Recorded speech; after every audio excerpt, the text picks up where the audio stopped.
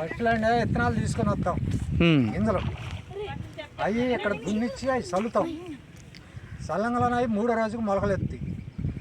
మొలకలు ఎత్తిన ఎమ్మటనే మనం నీళ్ళు పెట్టుకుంటాం, కసిని చూసుకొని నీళ్ళు పెట్టుకున్న ఎమ్మటనే మళ్ళీ 25 రోజులు ఆగుతాం, ఇంకో 5 రోజులు అదనంగా చూస్తాం. నారు వచ్చింది అనగానే అది పీకి మళ్ళీ దున్నిచ్చి దమ్ము చేపించి నాటేస్తాం.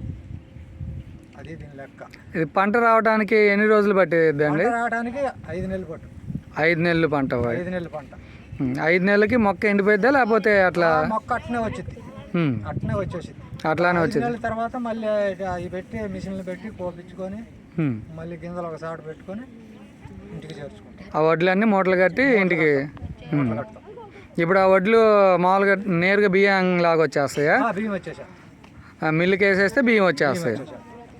అది మనం ఒక 10 రోజులు ఎండబెట్టుకోవాలి. 10 రోజులు ఎండబెట్టిన తర్వాత మిల్లుకి వేస్తే బియ్యం వస్తాయి. ఎరువులు 15 రోజులకు ఒకసారి వేస్తారు, మళ్ళీ నెలకు ఒకసారి వేస్తారు. కలుపులు మళ్ళీ అమ్మటనే 10 రోజుల కల్లా తీసేసి మళ్ళీ మందులు వేస్తారు, ఎరువులు వేస్తారు. ఫస్ట్ ఏంటి, first step preparation of the soil అన్నారు కదా, అంటే ఫస్ట్ దున్నడం. ప్రిపరేషన్ ఆఫ్ ది సాయిల్ ఏంటి? దున్నడం. దాన్ని ఏం చేస్తారు? ఫస్ట్ స్టెప్ ఏంటి? ట్రాక్టర్ ఆర్ ఫ్లఫ్ అంటే నాగలతో కానీ ట్రాక్టర్తో కానీ దున్నుతారు. తర్వాత ఏం చేస్తారు? వచ్చేటప్పుడు చూసాం కదా. తర్వాత ఏమో సోయింగ్, సీడ్స్. మంచి సీడ్స్ ఎలా సెలెక్ట్ చేసుకుంటాం? గుడ్ సీడ్స్ ని మనం ఎలా సెలెక్ట్ చేస్తాం?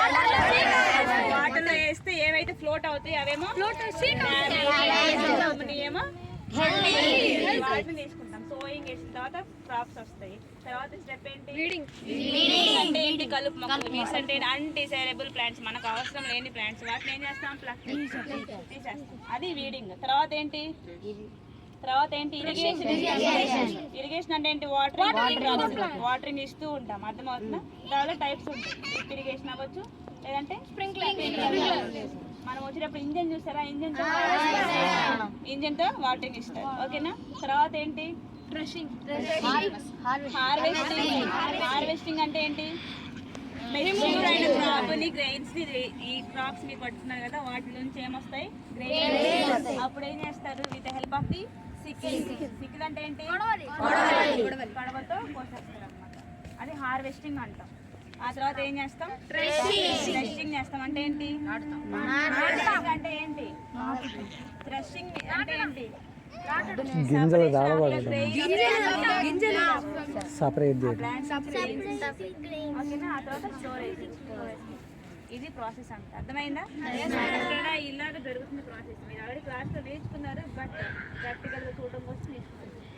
ఇంత ప్రాసెస్ అయితే కానీ మన ఫుడ్ ప్లేట్లోకి రాదు. అర్థమవుతుందా? ఆ వచ్చిందాన్ని సింపుల్గా కర్రీ బాగాలేదనో, నచ్చినట్టు చేయలేదనో, సింపుల్ పడేస్తూ ఉంటాం, వదిలేస్తూ ఉంటాం. అవునా? ఫుడ్ దిగటానికి ఎంత ఇబ్బంది పడ్డారు? దిగటానికి ఇబ్బంది పడ్డారా లేదా? అంత కష్టపడితే నాకు వస్తుంది. అంత కష్టపడినా రావచ్చు, రాకపోవచ్చు. వర్షాలు ఎక్కువ పడవచ్చు, అసలు పడకపోవచ్చు. అవునా కదా? అతివృష్టి అవ్వచ్చు, అనావృష్టి అవ్వచ్చు, ఏదైనా అవ్వచ్చు. అవునా? ఇంత కష్టపడినప్పుడు మళ్ళీ ఫుడ్ వేస్ట్ చేస్తారా? ఫుడ్ వేస్ట్ చేస్తారా? అంటే మీ చేత ప్లాంటేషన్ చేస్తా, మీ చేత నాటు కూడా మీరే తినాలి. అంటే గ్రెయిన్స్ వచ్చిన మంత్ వరకు మీరే వెయిట్ చేయాలి. ఎన్ని మంత్స్ పట్టిద్ది అన్నారు? 5 months వరకు మీకు ఫుడ్ ఉండదు. ఇక ఫుడ్ వేస్ట్ చేస్తే అంతే చెప్తున్నా. మీరే నాటుకోవాలి, మీరే తినాలి. వచ్చిన తర్వాత మీరే చేయాలి. అర్థమవుతుందా?